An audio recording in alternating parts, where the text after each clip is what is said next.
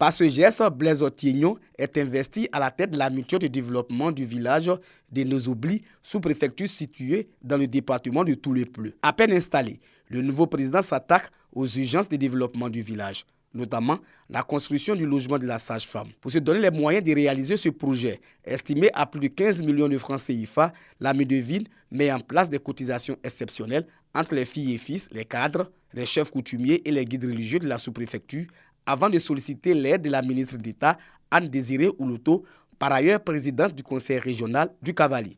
Le 4 août 2018, lorsque vous avez posé la première pierre de la maternité, le projet a pu arriver à terme. Nous sommes rassurés de nous retrouver ici encore pendant les grandes vacances, cette fois pour l'installation de la sage-femme dans son nouveau logement. La présidente du conseil régional du Cavali, Anne-Désirée Ouloto, marraine de la cérémonie, félicite les efforts consentis par l'ensemble des ressortissants du village de Nozobli avant d'assurer la mutuelle de son soutien pour la réalisation du projet de construction du logement de la sage-femme.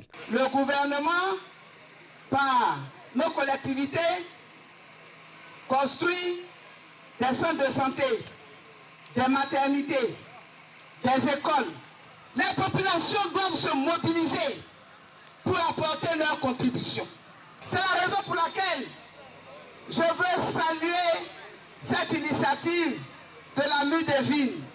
Donc je voudrais vous indiquer que la somme de 8 millions sera déposée sur votre compte pour que vous puissiez aller jusqu'au terme de ce projet. Autre fait marquant de cette rencontre, la présentation des différents présidents d'associations de jeunes des villages de la sous-préfecture de Nozobli à la présidente du conseil régional. Cette cérémonie s'est terminée par la pose de la première pierre du bâtiment qui va abriter le logement de la sage-femme du centre de santé urbain.